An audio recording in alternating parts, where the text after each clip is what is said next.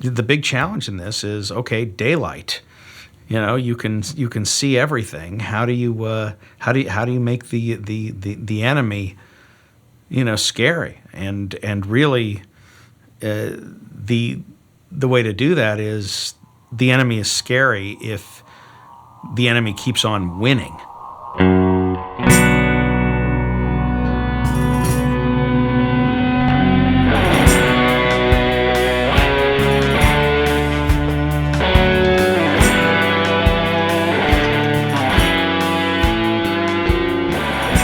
Killer Vine book is one thing.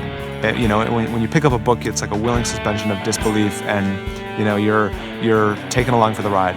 I think that film audiences are more likely to judge and to question and to sort of challenge in a way. So I think that we sort of came up with a version of this vine that is based very much in the real world. It's based in reality. There are plants, there are animals that mimic and that are flesh-eating and that move slowly and track and are attracted to blood and like all these things. If you don't believe the vines, then you don't believe the story. I mean, it's absolutely paramount importance to us that people accept the fact that these vines are what they are. The vine itself is able to be picked up on their clothes and on their skin and things like that. So what actually is it? So we had to sort of create this, in a way, sort of create a backstory about how the vines actually interact with the humans and how they get inside their bodies and how they rot their clothes away and rot the tents away and all this sort of stuff. So, I mean, all that we had to sort of talk through and workshop all those sorts of things that the vine actually does to people. We spent a lot of time figuring out, like, okay, well, how does it do this? And, where does it get its nutrients from? I mean, all of these questions, almost approaching it from a scientific, botanical, perspective.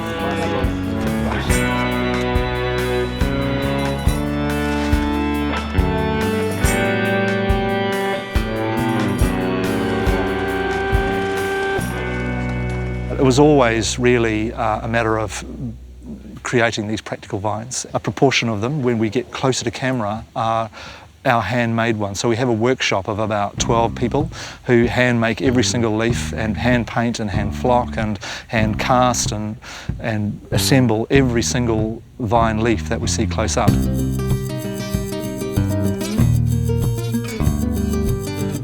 My name's Gary Cameron. I'm the head vine maker, which is an unusual title. Not had that one before. We've looked at lots and lots and lots of plants in the last couple of months.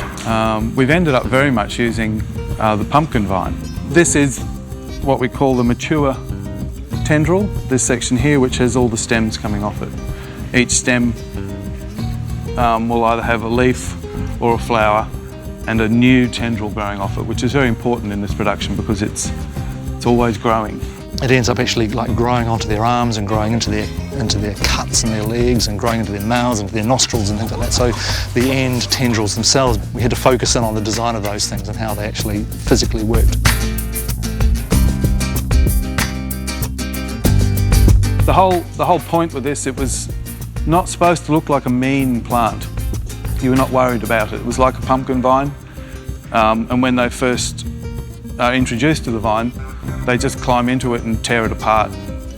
This was a very early mock-up we did, which was too severe. We went a fair way down the track with this, and then it was decided that no, it did look too scary, and we turned right back to essentially the pumpkin vine. Through doing lots of camera tests, we discovered that the leaf wasn't looking real because it had so much texture on it. It was looking more reptilian. And this one is an earlier one. It's very rubbery, it's very heavy. And we've actually just kept developing until we got the thickness of the leaf down to, was 0.2 of a millimetre. They're very light and they move in the wind. And when you brush against them, they're quite natural. So if you look at a tree, all the leaves on it, when the sun hits it, it actually glows from within. It's actually got a reflective nature, and they're actually quite translucent.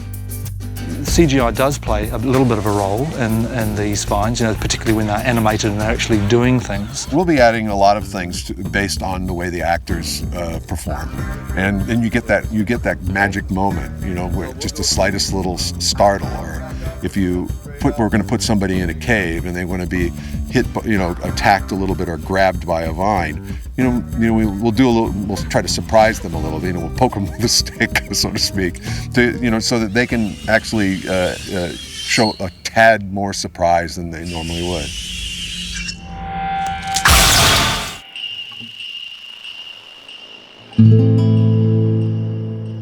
Pretty much all of this violence is stuff that comes out of people trying to help each other, you know, and it's you know, almost nothing is being done against someone's will. You know, I mean, there's this stuff that happens in the story, and it's, you know, it's like, okay, we need to do this. Cuts them off. And, you know, do you want us to do this? Yes, I want you to do this. Cuts them off. You know, it's sort of these decisions that get made that just constantly send these characters, you know, deeper and deeper into, you know, a bad place. There was much debate whether to go practical or visual effects when it came to the prosthetic work. And there's a little bit of a mix of it on this, but really for the most part, Carter really wanted it to feel visceral and to feel scary, and really wanted to go practical when absolutely ever possible. We have this incredible special effects prosthetic artist that is local to Australia by the name of Jason Baird. Nasty, nasty, nasty, and you could tell he just loves his job.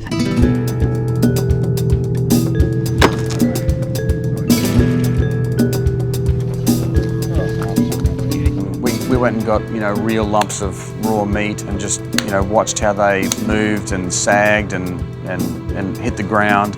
And then we've got to use, you know, we start using all the chemicals and silicons and foams that we have, and mix and match and try and get them to mimic real life. The classic was Jason came to show the legs to us at set, and they were in the back of his trunk. So he'd open up his trunk and there'd be 2 bloody stumps of legs in the back of his car. So I guess that's the way Jason rolls. The prosthetics are incredibly gory, incredibly violent, incredibly real. This isn't lit with a candle or a shadows covering. I mean, you see every single aspect of these prosthetics, of these operations, of these, you know, everything that we do. And it's in broad daylight, which almost makes it even creepier, you know? I mean, we photographed it, and I saw some cut pieces of the film, and there are scenes I just can't watch. I mean, I cannot watch the screen. I literally have to go in there and pull vines off of these ropey, meaty, gelatinous bone material that's pumping blood, that smells like you've never smelled anything before. Oh God, I don't wanna, it's so gross, oh God. It's like, you know, I mean, that's the type of thing, it's like if I had to do that CG, like I'd be like, you know, I'd really have to like dig deep somewhere to find something, and, you know, I'd have to watch films of like lamb slaughter and, you know, all these weird things. But, you know, on this film, on the Ruins, I just show up. Jeff, get your ass out here! We got some meat for the barbecue tonight, all right.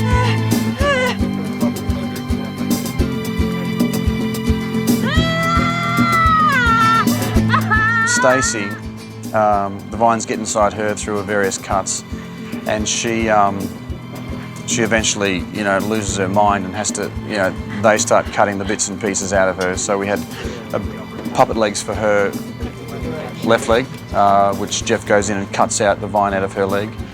And then he flips her over and cuts a huge piece of vine out of her back. The director really wanted us to, like, in one shot, cut and remove the vine from her leg and back. And it was like, well, normally, guys, you'd have a cut in there, you'd cut the reactions and cut back, and you'd have one for the cut, one set up just to cut the, you know, to pull the vine out. And so they wanted it all in one hit. So we had to develop these legs and back pieces that you could literally cut, it would bleed properly, and you'd go inside and dig in there and remove a piece of vine out. And so we spent a couple of months testing that stuff, and it really looked good. It helped so much when I had like all these prosthetics when I was cutting myself, and they had me on like tubes, like 3 different tubes attached to me all day with blood just pumping for each take. And for me, of course, it was so wonderful to have that there to react to as I'm like digging in my thigh, and like they allowed me to like they put a little hole in there so I could like really dig in there. That's totally helpful. Stacy, come on. Touch me! I shouldn't pick my nose so much. Look what happened. Dimitri's death, when they blow his head off. It's going to be a lot of CGI, but they put actual pieces on his face and his head blown out. So when they turn it around on us and he's there with that, it's so much more of a reaction than if it's nothing there at all. All the prosthetics in the sun that was a treat. I just, you stay still, you get an itch. I had a mosquito bite me there, which obviously is a really wimpy thing to say, but in the middle of a shot, you're sort of...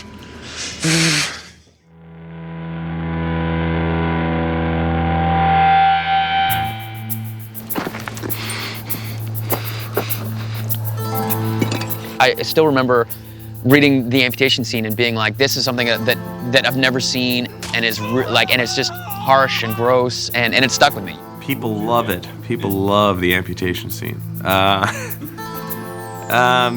There's definitely audible reactions in the theater. Matthias really isn't a great friend of theirs. They met him the day before. And so here they are, stuck in this situation. I can't believe that I'm gonna have to deal with the psychological aftermath of cutting off someone's legs that I don't really know. This poor guy gets just bashed from head to toe from the start of the film. So we had to produce, obviously a realistic puppet from the waist down for the actor to blend onto him. The legs are removable. You can take them off, and the groin area and the stomach is sort of almost like a jumpsuit, so you step into it like a leotard or something. We built a platform with a hole in it and an angled ramp, and where the actor finishes, the puppet starts, and the rest of his body goes through a hole in the ground. So it's very, very simple gag. It's been done to death, but it really worked. Even to the stomach was a mold in my stomach, so the sight that you see every day looking down at your own stomach matched, and that was bizarre. And the hairs, the right length, the right color in your leg. I mean, it was extraordinary. But it was great. I'd get sort of phantom limb syndrome, where I'd be looking at my foot and I'd be trying to move my foot and it wouldn't move for a minute. And so if it's affecting you that way, then it's got to be good. And then his individual legs are removable because we had so many multiples of legs to rip vines off, then legs to break, and then legs to cauterize, and that worked really well. It was just basically spritzed cooking oil onto the silicone and then hit that with a red hot frying pan, and it cooked up the silicone just like flesh. It smelt right too.